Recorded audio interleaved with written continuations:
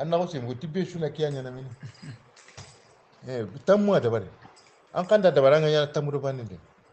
wala ganni coron branten na kiye tamu da bare kuma nya da bare wala hobe gani ya gullo kon tan golle nga ganni coron ta da bare kallen ko na mi encourage na nanti be shwa ke da bare ni o kun daga do ganni nga sa bo kana to na nya ka ganni coron nga gelli hete ke gana kitanna jamani nya wala angare jamani ke wala kan papa mi a cikiti nya ke ngana nyira mu tundi seti katanga ti daga nda kabila nya magante mo gopenda ko teliti haramba ne andama awa burnan di do soni ka koki na soni ka mutu na lemme ke seti ganninga nanti daga halen ke sono na mari ko no he ta kan batendi kati ulan le menda hoda bara an ko tan danke kati da hoda bara an ko tan danke ke da bare har kumbare kadi kimi ya da bare ta ko kumbara nga kimi mu woro mai ke da bare woro kumbalante ni ke yani jara wana siganda ire daru ko barende assalamu alaikum ala jamil sillani gatin kande ba silla wa men kaso juin kaso karabonga l'an 2021 chani njimiri tringanda no kara fama gabe kita kedi agara kebe do kebe gani no daru nga hibe gani alhaji karim basilla ona wa kebe do wori lengi problème ngani manni problème be ko kamalenki problème gor ya no kamalenki angana ganni toron girndi ni tagundi ga kala première chose on ta golle munda deuxième chose ho limoda serenga nanga ho munda ngolli nay ti gamba qora ko nyitte ganni ti sobe nyen sasa soro nya gunu ti golle nya kinta ya gun ti nyaage ya sasa sere nya gunu ti golle nya kanta ya gun ti gacceege sasa sere nya gunu ti golle nya kanta ya gunu ti hoko kebe ga hitin ko diya lenki problème mun ngirira mun gani hobe golli nyambala ko ken ka kite manidi marande kenya mbono ganni nga ngana haya ga kunde be kopela sere bani angite masro hilli makasu makabila su kunga no nga igana kebe kada wara kana walla ngana bari nan katu fo hon tabakari lenki sere nan tasere kata ganni kere deben tuana lemme mara igo nyagani igo tuna mara dawtu gelli agana poro nan ki qagu nyeri lemme le kon nuskian ale ko li hana amani ka pendant 7 ans kako kunyeri gana timme awarno igul le kolindi aga karanya da bani kitaba ga kun kadrinya da ba gollun jopana deben tuwa tongono keshi mo nike suwa mo nike maka ke da bari shehe mo nike maka ke ko igon take ko igon take nya ganni toro nya nan tongono keshi deben tu amma dan baba banya lenka ngani bere men kata hankili nanti aga na ya ga ngani lenka ga dangi maka tatude alle mehdi marande mbono maka première chose angana jate po da simo do hwaki to hugwa anke lemenga ka ko kare ga maka ko tumanati baba portable ko binda anna portable ko bada wata ko ne ko linkandi metri nga kebe ko na sanfu akenyi ka leke teke teke ni metri ka hajunta di parce que aken ko kara makara wa akenyi tuga den kita nanda kede ka ko tamiro karo ko di ko tabana nan kira nati Muhammadu alle me kede arta ka karangi kede anta ka karangundi ama soni kan gollen tuo ama ka karangi tuo a pet vivre no konti leki problème ho ka ho yenga ho bugo gollen lemina bucin na ta ko gelu so bata ta ikindi ngeta ya guntenya ganno ku nya tenga la to sunya batenga sirane kalle mo suro koro mu ka daminu sia koro kulan koro ku to sunya nya tay minni honne lemine daga na imbe nya mundu ndadu kutena warage saka kana na sukara jura njuku juga anna ko de ventura len ki kada warage ngakam len kana lemine ni 13 ans wata ona tanyo ku ngama ka wata ngene gunde ga entakati awata kun marande nyene et puis ken ho puri aga katoy parce que ampa ba ke be ga dan ta kun dan tawui anda kara kun bare hanga bon ni danga to ni fana so ngara daw adon dengi to almani vraiment angana kameshi ni ndi kanka be gisu asuna samantene ke ko bare ogiri minna ona minna lengi ko monota de minna yo anta fu ko nuro kenna ake yimbe to muhammadu jara mawri bintu jara angara wo ko anda to ne ko o ga ci sori ka gunda da ru ni manya soni ka gundi ya ku ka ke sakambo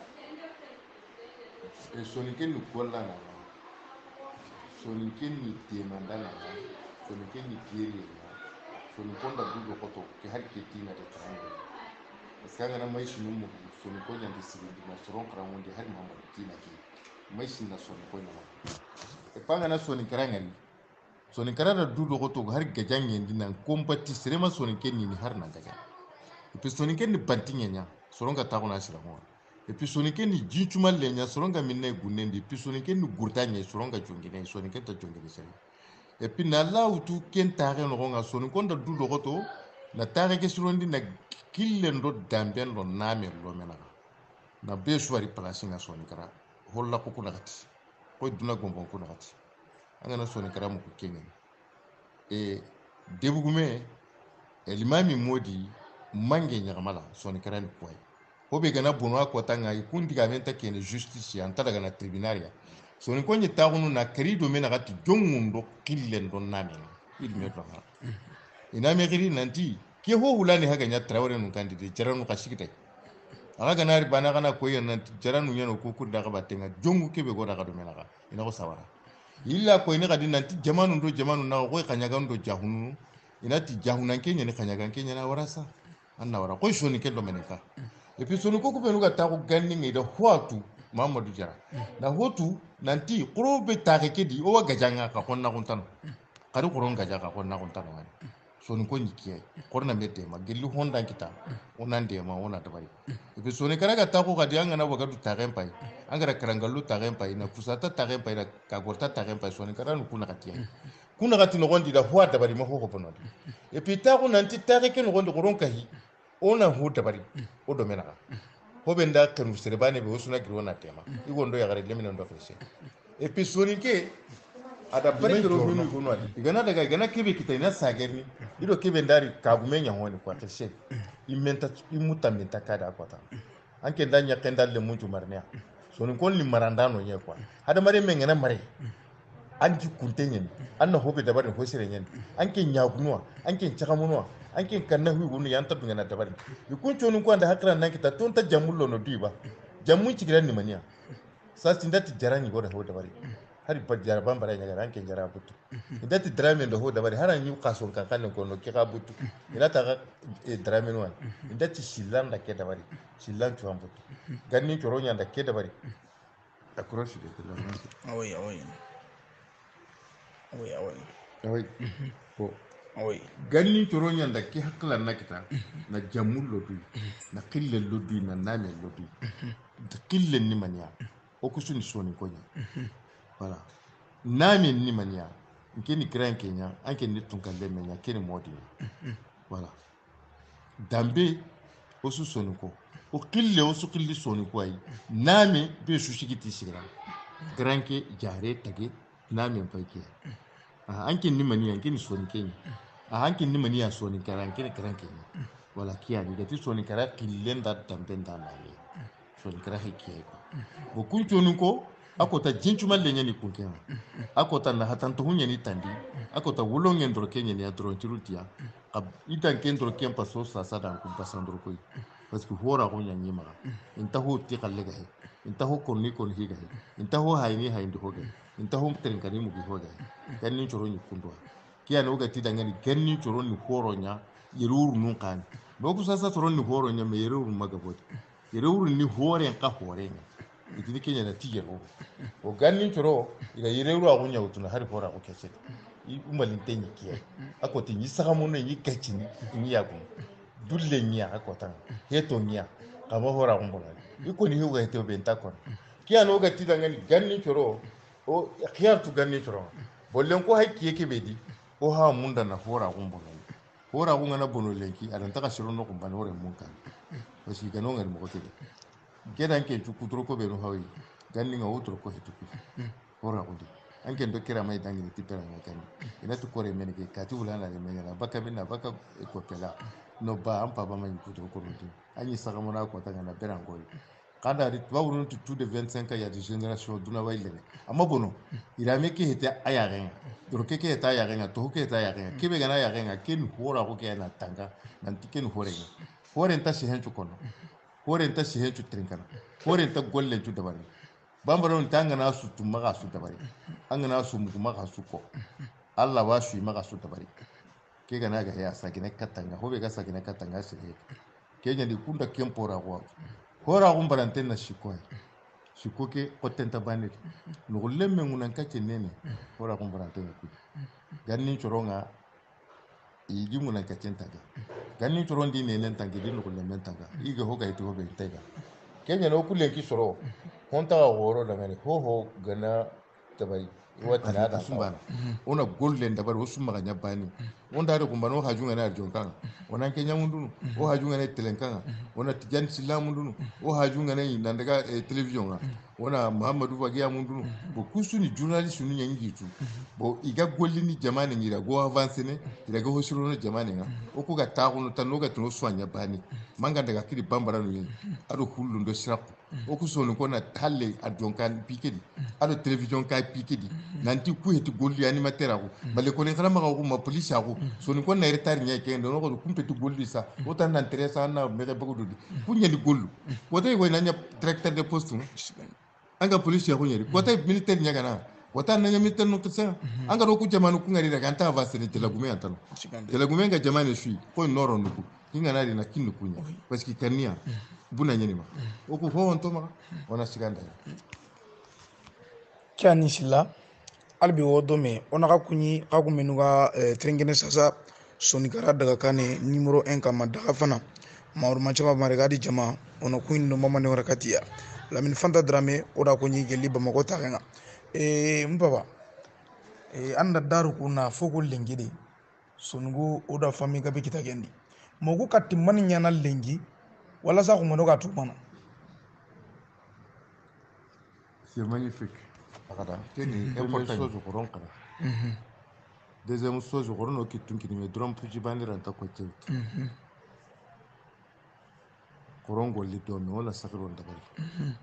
Oku fatambi nura na birene do me oranta golli do me. Anga nati papa sasa kompe go kini ngare ngaw ina ngani honti maga nak kompe kina higande ngana mo nankri y a pas de problème. Kinga na tongolli do me to na ko same jamba. Fo kombo ko kenyedi na ngolli do me sir bandi ranta golli. So ni konti drum bandi ranta ko tew. Koron ka humme min ongolli so ni kara kenya ndo man kalengi. Anga na so ni kara kasimbo ko bamako ere sasa wanya na ka jonga ho honta to. Koronga tini tika singa jugora no maga tambo ngadi. Soni ko kalle tambontia milliardaire be ga soni ko maga ina alo ka sibe ga soni ko maga tiganda gabe nyen mene me orata golli do me onda golli do me sasa ono kitunki ni me ona société nun dabari commerce nga ona société nun dabari gedi sorenga ona société nun dabari bâtiment taga ona société nun dabari kili dabari nga ona société nun dabari plombier nga ona société nun dabari électricité nga ona dabari sasa soni ko no kitunki ni me waduna sut siganda asu golla na golla na hokita kasugumen na hokita takana na hokita har trinkanda nan do hainda na hokita parce que ngana ta ona ta kologa na kara hara ga man kutime ngana na yabo ana ta ko tagon karangi ga me kan katta me kan binna kata hari be ga mambi herin ya kanke chatina korno kitunya kini me kita korongoli illen kare so ni kara société mbani alla na yana hoy o maga to na nyanga nan kalle nan ongoli tisere bane kalle ona nya et génération par génération no kitunki ni me so be no ga asia ona nya intérêt général nga en parce intérêt personnel ki ala la so ni kara nya na hoy le ora ga golli ni to parce que duna ñille technologie li Allah haga da warti renki noy ngi ha sene sasa bamako soronga Paris soronga Chine intren kana direct keni khairi ni anke ngar ton ka kanga nangu ser suka diar jolla suwa tren kana so mun tay nanti ki haqa yani kita bloquer non inda milliard yar jolla ya suwa tren kana kinle khairi nyalla ga ta nyota ngani korono kitenki ni me kita koron golli dome len tira ko ni mani golle ndonde golli dome Mamadou Jara nanti Mamadou Jara gan yere agan kibi haka nya kundu sasanto kita wallahi hagan tayre an kika to kita an gollin tike to way kenya ni na hanga dina ado ka tunde turna dikaka ken lembura ko nyawa ko ni haran kismarunda nanti nganyere kati ganyere wallahi kibi haka do kita to kita kiya ni golla e pa nan na ko soronga nanti ngayere soronna to nanti kena ire ya nim pankan chuko ko ku ta ko no alenki indati société nyani darame ndo shillando jara kada ka du koroshi gran ke ngade nati mi gano kana ti gran ke pe sabari ta ko kashenyen o ga ro bane to ha kashin ko kara hatu bakakito yella kota su seten kare parce que ro jamba nyalo ando jamba ngaro duna ho hodi ken nani mete ko gana ko nan tingan tayro kumbani soro bendari watu siri tangi tiri vraiment hay ke shikida be lenki kiya gambani an katuna ke daga fo na kiyaro in kollondi ona in golliti ke o maga golliti na tay o maga golliti na soron takembo non o maga golliti ke bane na hokita sire ta ma hokita pa junta kiya ni hada mare ma wonda ke da barta o swanya na hoyle o wasika no ta ga tini tibabun kason tampilendo kana ko arabe ngi mana ko soni kedi ati dungete wala i dungete ka ikama nuna tude nan to hinna gollini titibabu non kanne ogati na radio hete sonike ogati television hete sonike oga contenu ku benu kono mois de mai mois de juin sonika kanne he ko warina bagadi honne tikama nun wari ku benu gara ko nan tikande bagati ni keso hanando keso ilanda nanti tindinde hanando tindinde hilandi atto munni kenyi